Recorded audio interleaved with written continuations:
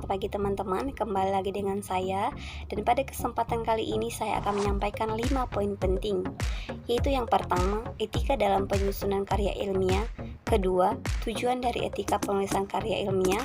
Ketiga, fungsi dari etika penulisan karya ilmiah. Keempat, sikap yang harus dimiliki dalam penulisan karya ilmiah. Dan yang kelima, pelanggaran yang terjadi di dalam penyusunan karya ilmiah. Oke, kita langsung saja ke poin yang pertama, yaitu etika dalam penulisan karya ilmiah. Yang pertama, penulisan harus dilakukan secara bertanggung jawab, cermat, dan seksama. Kedua, karya tulis ilmiah harus orisinil, bukan merupakan jiplakan dari hasil karya orang lain. Ketiga, menjaga kebenaran, fakta, dan manfaat yang disampaikan. Keempat, bertanggung jawab atas tulisannya. Kelima, menerima saran dan kritik yang diterima dari pembaca, reviewer, maupun editor. Keenam, menyadari secara sepenuhnya untuk tidak melakukan pelanggaran dalam penulisan karya ilmiah. Poin yang kedua, tujuan dari etika penulisan karya ilmiah, yaitu yang pertama, menjamin akurasi temuan penelitian dan pengembangan ilmu pengetahuan. Kedua, untuk melindungi hak peneliti. Ketiga, untuk melindungi objek peneliti dari pemalsuan dan kerusakan. Keempat, menjaga reputasi ilmuwan. Kelima, menegakkan etika moral dalam berperilaku.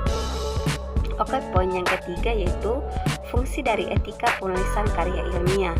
Itu yang pertama, sebagai bagian sistem iptek yang menemukan kemajuan ilmu pengetahuan.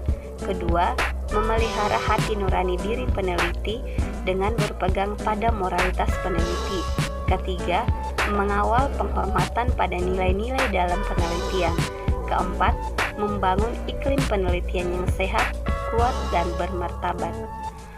Oke, poin yang keempat yaitu sikap yang harus dimiliki dalam menulis karya ilmiah. Yang pertama, kejujuran. Kedua, objektif. Ketiga, ketelitian. Keempat, keterbukaan. Kelima, bertanggung jawab. Dan yang keenam, berpotensi. Oke, kita kembali ke poin yang kelima, yaitu pelanggaran yang terjadi dalam penyusunan karya ilmiah. Yang pertama itu fabrikasi dan falsifikasi data. Fabrikasi data adalah tindakan yang menciptakan data sendiri tanpa adanya penelitian terlebih dahulu. Sedangkan falsifikasi merupakan tindakan yang dilakukan untuk memalsukan data. Yang kedua, memanfaatkan data atau informasi bukan dari sumber asal. Ketiga, salami selicing. Yang keempat, pelanggaran hak kepenulisan, kepemilikan, dan ucapan terima kasih. Kelima, publikasi ganda. Keenam, konflik kepentingan, di mana karya tulis ilmiah harus ditulis secara objektif. Oke, saya kira demikian dan saya ucapkan terima kasih.